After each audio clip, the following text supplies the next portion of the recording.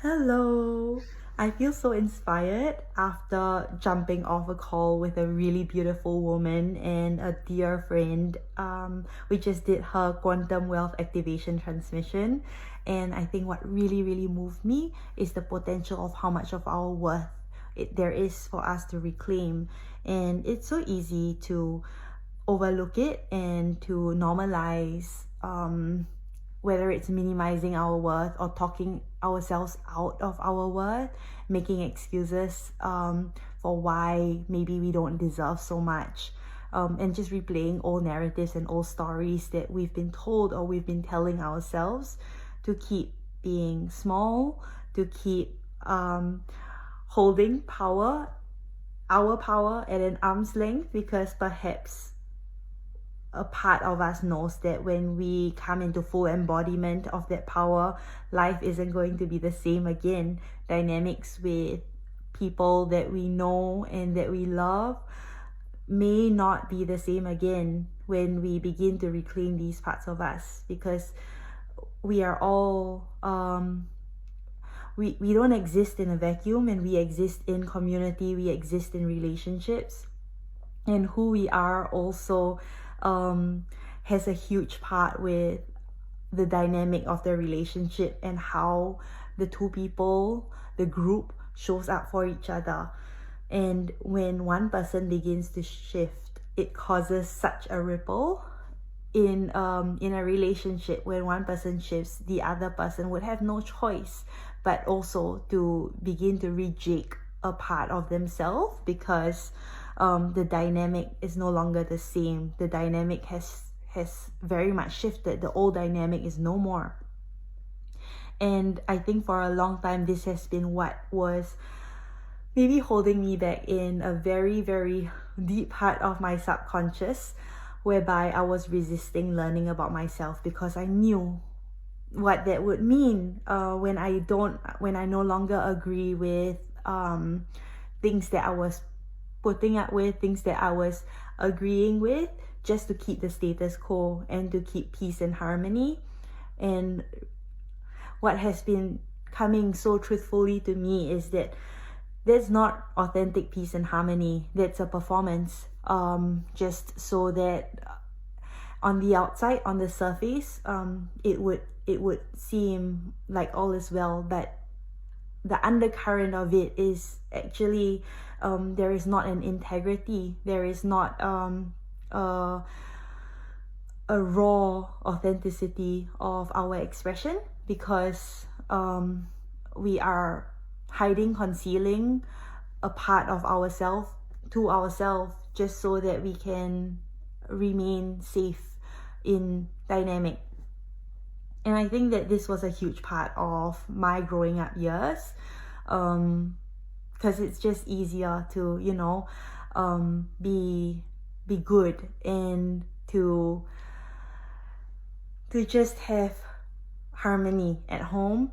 And perhaps this is why it feels so strongly for me to remother, whatever that would mean. Like when I first learned about the archetypes of a woman, the maiden, the mother, and then the crone, I've always resonated with both the maiden, like being a little girl, and also being a crone, because from a very young age, I felt like there was a knowing, even though I didn't know where that knowing came from. There was just that knowing, but I never ever connected with the mother archetype. And sometimes I do feel like I don't know how to care for people, and that I think that has been a big part of myself that I feel a lot of shame for. Like I remember growing up, and when my parents were sick, I wouldn't know intuitively how to care for them, whereas my brother, he would just know what to do. And I have undergone like psychoanalysis, so I do have stories around why the dynamic is as such. But I think what has been coming up so strongly is that it's time to like claim the mothering part of myself, to mother myself, and the ability to care for others. I can only practice that to the extent that I care for myself. And this is a completely new foreign territory to me. It's only been in the past couple of years that slowly I'm learning how much of that I don't actually know, and that it's so foreign and so unfamiliar to care for self. And it's, I think, like when we speak of self-care, it's made its way into pop culture couple of years back. So there's all these like 5 things to do to give yourself self-care, self-love. But I've really been examining that and wondering what it truly means, because it's not the same for everyone and we all have different emotional needs and safety.